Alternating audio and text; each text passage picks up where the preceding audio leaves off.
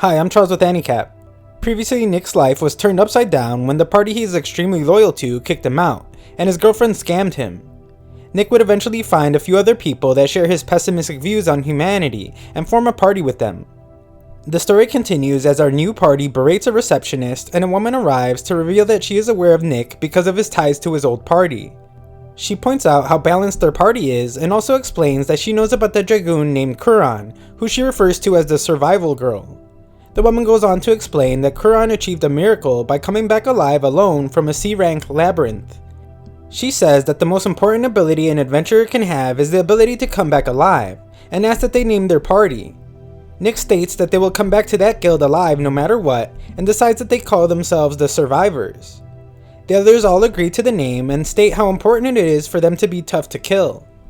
That night, the team goes over the 3 laws that they will follow as the Survivors. The first law is that they will not interfere with other people's business. Second is to always watch the money, and third is to always come back alive no matter what. Everyone will take part in protecting their money, but Nick will be solely responsible for handling the books. Tiana will check what he puts in the books and will hold the money they carry with them. Nick plans to get a sturdy safe that can't be opened with force or magic, and Kuran will be in charge of it. Nick explains that Zem will hold the key, but is interrupted by him when Zem states that he knows that Nick is only pretending to assign roles, but is really arranging things to benefit himself. Nick is pleased to see Zem so suspicious of him and asks that they all point out anything else that seems sketchy. They are skeptical of one another and don't trust each other enough to not steal from the party. Nick explains that he learned his lesson from his last party, and that just putting someone in charge of something is not trust. Trust is when someone is certain that another person is not trying to hurt them. Zem points out how Nick is asking them to both trust and doubt each other, and the others proclaim how difficult that will be. Nick then asks the confused Kuran for her trust.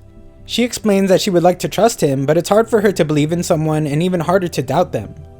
The team states how easy it is to trust someone since you're letting someone else take charge of your fate, but that kind of thinking is what got them all to this point. Nick says that is why they must all be skeptical of each other, but Kuran just wants to believe in everyone. The others are surprised but then reveal that they wish they could trust as well. The next day, Nick tells the group that they are starting at G rank, which means they're only allowed access to 3 labyrinths. If they can go into 2 of them and defeat the bosses there, then they will be promoted to F rank. It doesn't sound that hard, and Nick states how they're basically practice areas for them to learn the ropes. The only problem is that Zem and Tiana have never been in combat before, and she doubts what she learned in school will be of any use there. As they walk, Nick warns that even though the place doesn't seem like the type of place someone would get killed, it could still happen if they get too cocky. Nick then seems to step on something, and the group encounter what Nick calls the survivor's first prey. It's a slime eating grass that is seemingly harmless, but Nick explains that it is actually very dangerous and will eat anything. If it gets too big, then it will eventually find a farm and eat all the animals. This could end up being a huge problem, but Nick kills the thing and explains that all you have to do is remove its core. This is where the team will make their money, so Nick tells them all to never leave any loot behind. The team moves forward as Zem wonders why Tiana decided to join the party, but she doesn't say why. Instead, she informs Nick that Zem is breaking their first rule about not interfering with other people's business. Nick reminds them all that they need to be paying attention as they all enjoy a good laugh, and he thinks about how it seems like it was a good idea to form their party. They continue collecting cores from slime as Zem points out how sad it is to be taking their lives even if they're just slime. However, the others state that leaving them would cause a big problem for all plants and animals, and they're actually doing a service. Zem wonders why monsters attack people, and Tiana explains that all research reveals that all monsters, regardless of type, attack people. There is no definitive answer as to why, so humans simply must just fight back. Tiana points out how they have gone up several floors already, but the only change they have seen are that the slime are growing in number, and they have gotten faster. She tries to boast about her triumphs against other beasts, but gets hit by slime, and Nick explains how that is common on this floor. This serves as a reminder to not let their guard down, but Tiana isn't satisfied and seeks revenge. Her ice attack heads straight for Kuran, but she is able to block it just in time, and Tiana apologizes but blames Kuran for not being careful. Her statement is cut short, however, when Kuran angrily proclaims that she tried her best to trust Tiana. That is ruined now, and Kuran threatens Tiana by stating that next time, she might be the one to make a mistake. Sometime later, the party makes it to the top of the labyrinth where they find a giant slime that seems to be the boss. Nick prepares a plan, but Tiana storms ahead, eager to prove that she can deal with it herself. He decides to let her try, but Nick must warn her to run away soon after, as the ice attack she used causes the giant slime to explode. Afterwards, the team loses trust in Tiana, and Nick explains that slime react to powerful magic by sending slime everywhere. The two argue about why they didn't share more information during the fight, and Nick reminds them that he should always be in the rear during battle. Zem says he felt bad just sitting back there, but Nick points out that he shouldn't, since it's his job, and reveals that Zem's real reason is that he didn't trust his teammates to do the job. With their deep lack of trust in each other, Nick thinks it's time they share more about themselves. He starts by showing all his armor and weapons, and stating that he is good at unarmed combat with daggers and with scouting. He doesn't know anything about magic, can't perform any alchemy or healing spells, and can't use heavy weapons. Nick then states that you can't trust the people around you if you don't know what they're capable of. If they better understood each other, then maybe they will trust each other more.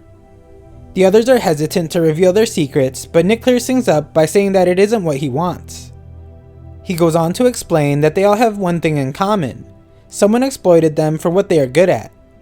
This has made them all reluctant to reveal their true skills. Nick doesn't want to pressure them into speaking and simply states that they are free to do so whenever they are more comfortable down the road. He does, however, want them to decide something, and that is what they hope to accomplish in the party. Zem is the first to speak up and decides to reveal that he can be easily defeated in battle. Swords, fists, magic, he is weak to it all. However, if his enemy takes too long to defeat him, they will regret it since he can heal small wounds with magic. Tiana then approaches Kuran to make amends and explains that she is a mage that uses wind and water as her best elements. A combination of the two allows her to use lightning. She is weak with the earth element and can barely use fire at all. Tiana then admits to making a mistake earlier and formally apologizes to Kuran.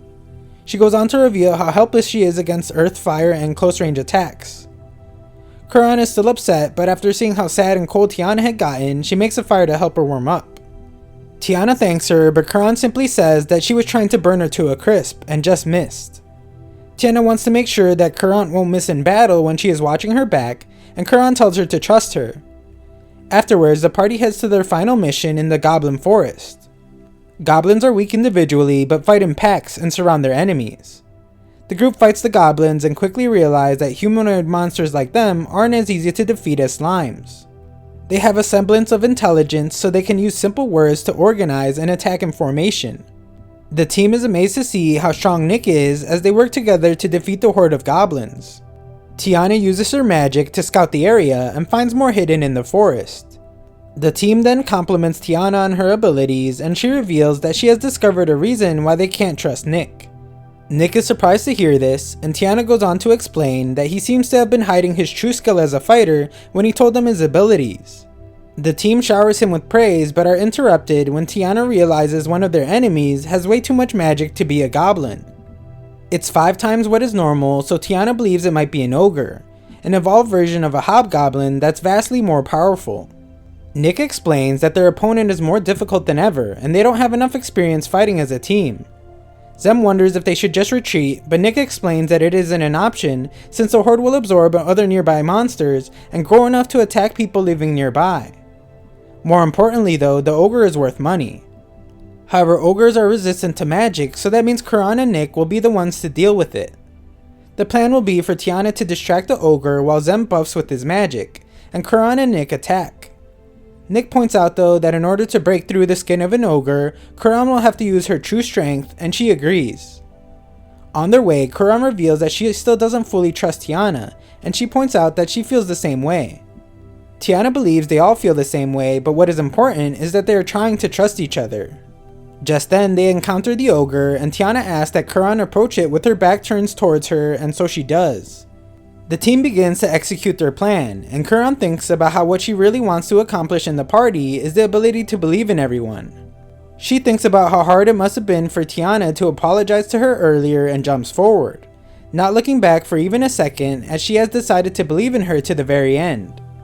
Their plan works perfectly as Kuran manages to make it to the ogre and unleashes a devastating attack that completely eliminates it. Tiana and Kuran continue their friendly rivalry, and Nick asks the others to help him loot the corpses.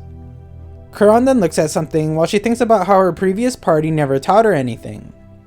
Nick has a hard time looting one of the goblins and bumps into Kuran, which makes her drop the curious item she had been staring at.